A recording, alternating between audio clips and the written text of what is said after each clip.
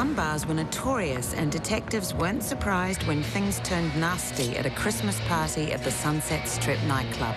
I said it's a simple solution. We need to know what happened. It's a murder, it's a serious crime. So you can go home when I know what happened.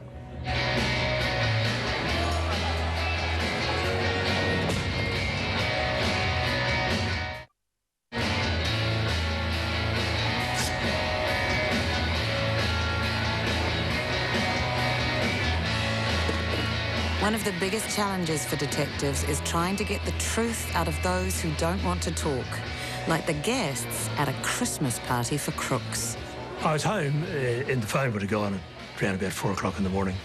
A report of a stabbing in a nightclub. So I gave certain instructions. No one was to leave. Everybody was detained in the club until I arrived. So we were confronted with 70 to 80 drunken folk who simply didn't like the police. They were the elite of Wellington's crime scene, and a dead body. The dead man wasn't saying anything, and neither was anyone else. Hurry it up, come on.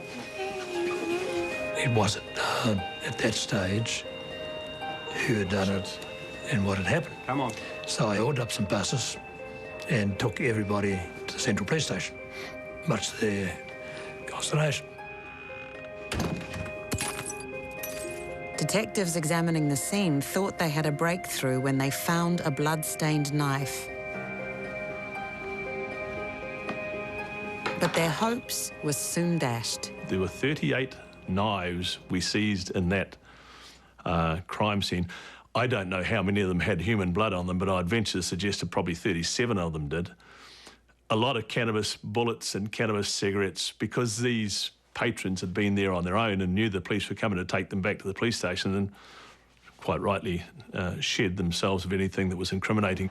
With so many suspects and weapons, detectives turned to science to reveal invisible bloodstains, which might shed light on the case. The chemical luminol makes blood glow in the dark, even if the blood has been wiped away. And it lit up like a fairy cake. There was blood everywhere. There was blood smears on the wall, there was blood on the carpet, there was blood everywhere, which had probably been there from numerous fights and altercations in the nightclub over the previous year or two, whatever, but it was a lot. Finally, the partygoers in custody found their tongues, and detectives had a name. John Morgan was a fellow who'd had many brushes with the law and had a heap of convictions. And he was known as being a pretty volatile fellow. We got information that he was out at the Silver Stream tip, where he was disposing of material, clothing and stuff. So when the police approached him, he took off. And we endeavoured to stop him at that stage, but he wasn't really interested in stopping for us.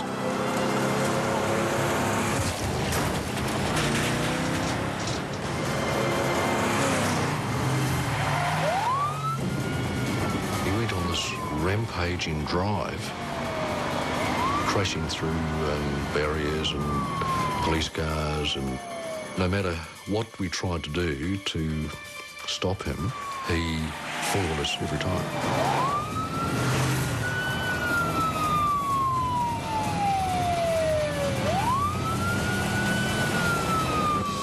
He ended up driving off the road onto some farmland where he was being pursued by a police dog handler and others.